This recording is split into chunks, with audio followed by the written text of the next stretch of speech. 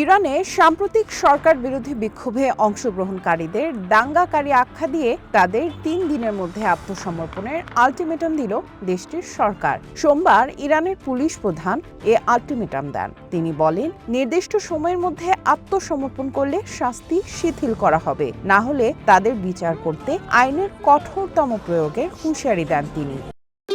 ভবিষ্যৎ হোক নিরাপদ, বিনিয়োগ হোক বিশ্বস্ত, আর আমার পছন্দ সল্ট বে। ওয়েলকাম টু সল্ট বে। সোমবার দেশটির রাষ্ট্রীয় টেলিভিশনে ইরানের জাতীয় পুলিশ প্রধান বলেন, যারা অনিচ্ছাকৃতভাবে দাঙ্গায় জড়িয়ে পড়েছে তাদের শত্রু সেনা হিসেবে নয়, বরং বিভ্রান্ত হিসেবে বিবেচনা করে তাদের প্রতি সহানুভূতিশীল আচরণ করা হবে। সাম্প্রতিক বিক্ষোভকে গত কয়েক বছরের মধ্যে ইরানি নেতৃত্বের জন্য সবচেয়ে বড় চ্যালেঞ্জ হিসেবে বিবেচনা করা হচ্ছে। তবে ওই বিক্ষোভের মূল কারণ তীব্র অর্থনৈতিক সংকট নিরসনের প্রতিশ্রুতি দিয়েছে ইরান সরকার।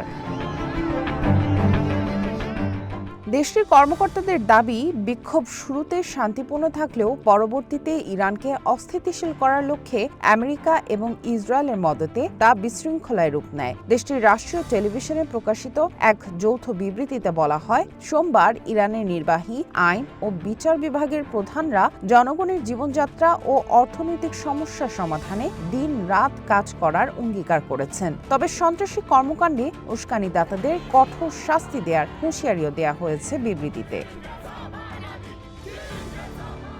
ইরানে টানা ১১ দিন ধরে ইন্টারনেট সংযোগ বিচ্ছিন্ন থাকায় বিক্ষোভের সময় দেশটিতে দমনপীড়নের প্রকৃত মাত্রা ধাপে ধাপে প্রকাশ পাচ্ছে। তথ্য পেতে বাধা সত্ত্বেও ইরান হিউম্যান রাইটস নামে একটি এনজিও জানিয়েছে, তারা নিরাপত্তা বাহিনীর হাতে ৩,৪২৮ জন বিক্ষোভকারী নিহতের বিষয়টি যাচাই করতে পেরেছে। তবে প্রকৃত নিহতের সংখ্যা এর চেয়ে কয়েক হাজার বেশি হতে পারে বলেও আশঙ্কা করছে সংস্থাটি।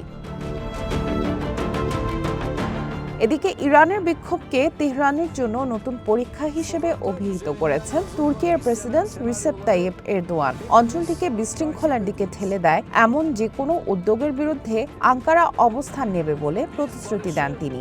সংলাপ ও আলোচনার মাধ্যমে ইরান এর সংকট কাটিয়ে উঠবে বলে আশা প্রকাশ করেন এরদোয়ান। সামিয়া জান্নাহ, ওয়ান ইন্টারন্যাশনাল ডেস্ক।